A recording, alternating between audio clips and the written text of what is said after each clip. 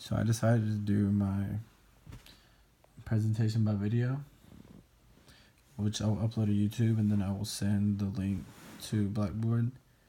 And the 6 core ideas is zero restriction, free appropriate public education, which stands for FAPE, least restrictive environment, which stands for LRE, non-discriminatory evaluation, parent and family rights to confidentiality.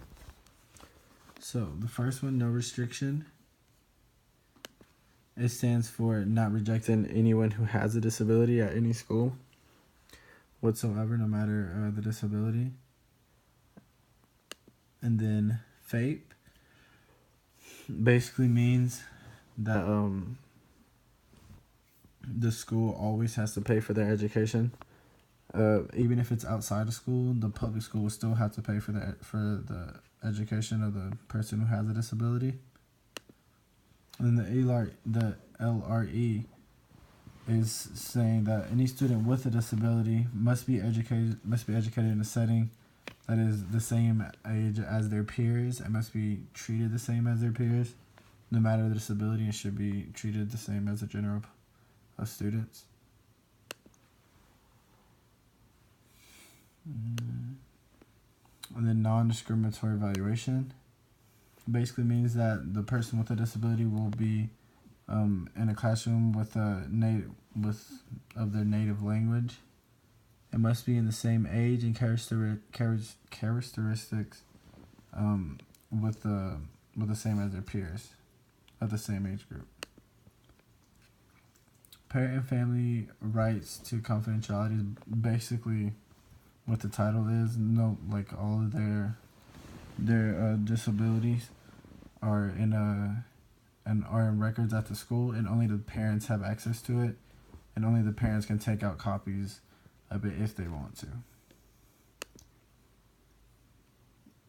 And then the last one is the procedural safeguards, which is basically the rights of the parents, saying that they're the ones that they can get tested, or that they can test their kids if they think they have a disability, and they're the ones that say if their kid goes into a special education classroom or anything like that, they have the last call. So based on these of the history of special education, based on the 6 core ideas, brings me back to this PowerPoint, which it brings back that back in 1919, people who had physical disability students had to be removed, which is different. So now I'm saying that they are now equal, so they can be in a classroom. And then it's saying that in the 1954, that separate but equal has no place in public education. So this is basically saying that they don't have an area in public education, even though they are equal for students who have special disabilities, which is now, of course, is totally different, because now they have to be in public education, even if it's out of school. The public school system still has to pay for it. And then after that, in 1972, it says a student with disabilities have a right to a free, appropriate public education, which is finally when the 6 core ideas were starting to come into place, which is good for the people who had disabilities. And then in 1972, it says district must provide services despite the ability of the district to pay. So this is, again, starting to change more into the 6 core ideas. And then by 1975, it had the IDEA Individual Disability Education Act, which it was renamed to that, which now is better for these students who have the disability.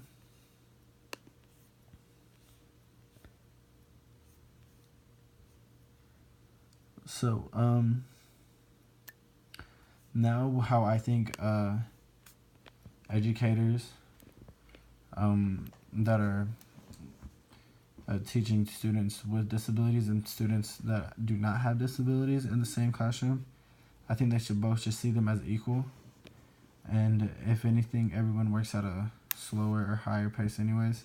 So they should just try to work in more of a medium rate to where the student with disabilities can catch up. And also, I think an educator should also have an assistant to where they could possibly help the student with disability, especially if they have a physical disability that will make them struggle with writing. They could probably write for them, but ask the student with a disability questions on the thing just to make sure he knows what the educator or teacher, professor, whatever is talking about, to where they're not just like, to where the assistant is not just writing everything down that the teacher is saying, and the student with disabilities has no idea what's happening, to where they're still educated. So that's how I think that educators should work better with people with disabilities, to where they make them feel equal and not make them feel unwanted, and it would all in all make the educational system much better.